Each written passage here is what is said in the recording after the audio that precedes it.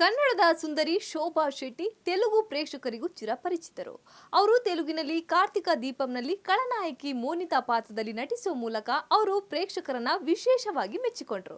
ಅದೇ ಕ್ರೇಜ್ನೊಂದಿಗೆ ಅವರು Telugu big boss season 7ರಲ್ಲಿ ಸ್ಪರ್ಧಿಯಾಗಿ ಭಾಗವಹಿಸಿ ಎಲ್ಲರನ್ನ ಅಚ್ಚರಿಗೊಳಿಸಿದ್ರು. ಅದೇ ಜೋಶ್ನಲ್ಲಿ ಶೋಭಾ ಶೆಟ್ಟಿ ಕನ್ನಡದಲ್ಲಿ ಬಂದರೂ ಯಾವುದೇ ಪ್ರಯೋಜನ ಆಗಲಿಲ್ಲ. ಅವರು ಅಲ್ಲಿ ಹೆಚ್ಚು ಕಾಲ ಇರಲು ಸಾಧ್ಯವಾಗಲಿಲ್ಲ. ಈಗ ಒಂದು ಶಾಕಿಂಗ್ ಸುದ್ದಿ ಕೊಟ್ಟಿದ್ದಾರೆ. ಬಿಗ್ ಬಾಸ್ ಮನೆಯಿಂದ ಶೋಭಾ ಹೊರ ಬಂದ್ರು. ಆ ಬಳಿಕ ಬಾಯ್ಸ್ ವರ್ಸಸ್ ಗರ್ಲ್ಸ್ ಕಾರ್ಯಕ್ರಮದಲ್ಲಿ ಭಾಗವಹಿಸಿದ್ರು. ಆ ಬಳಿಕ ಅವರು ಸೈಲೆಂಟ್ ಆಗಿದ್ದಾರೆ. ಸಾಮಾಜಿಕ ಮಾಧ್ಯಮದಲ್ಲಿ ಮಾತ್ರ ಸಕ್ರಿಯರಾಗಿದ್ದ ಅವರು ತಮ್ಮ ಗ್ಲಾಮರ್ ಫೋಟೋಗಳನ್ನ ಹಂಚಿಕೊಳ್ಳುವ ಮೂಲಕ ಯಾವಾಗಲೂ ತಮ್ಮ ಅಭಿಮಾನಿಗಳೊಂದಿಗೆ ಸಂಪರ್ಕದಲ್ಲಿರ್ತಾರೆ. ಆದಾಗ್ಯೂ ಶೋಭಾ ಶೆಟ್ಟಿ ಇತ್ತೀಚೆಗೆ ತಮ್ಮ ಸೋಷಿಯಲ್ ಮೀಡಿಯಾ ಫಾಲೋವರ್ಸ್ಗೆ ದೊಡ್ಡ ಆಘಾತವನ್ನ ನೀಡಿದ್ರು. ನಾನು ಕೆಲವು ದಿನಗಳವರೆಗೆ ಸಾಮಾಜಿಕ ಜಾಲತಾಣದಿಂದ ದೂರವಿರುತ್ತೇನೆ ಎಂದು ಇನ್ಸ್ಟಾಗ್ರಾಂನಲ್ಲಿ ಪೋಸ್ಟ್ ಮಾಡೋ ಮೂಲಕ ತಮ್ಮ ಅಭಿಮಾನಿಗಳನ್ನ ಅಚ್ಚರಿಗೊಳಿಸಿದ್ರು.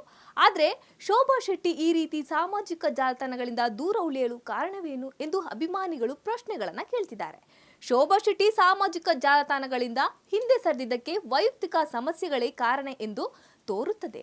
ಬಿಗ್ ಬಾಸ್ ಸೀಸನ್ 7ರಿಂದ ಹೊರಬಂದ ನಂತರ ಈ ನಟಿಗೆ ಹೆಚ್ಚಿನ ಅವಕಾಶ ಸಿಗಲಿಲ್ಲ.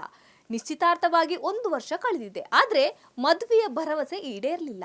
ಬಿಗ್ ಬಾಸ್ ಮನೆಯಿಂದ ಹೊರಬಂದ ನಂತರ ಬಟ್ಟೆ ಉದ್ಯಮ ಪ್ರಾರಂಭಿಸಿದ್ದಾರೆ ಎಂದು ತಿಳಿದು ಬಂದಿದೆ.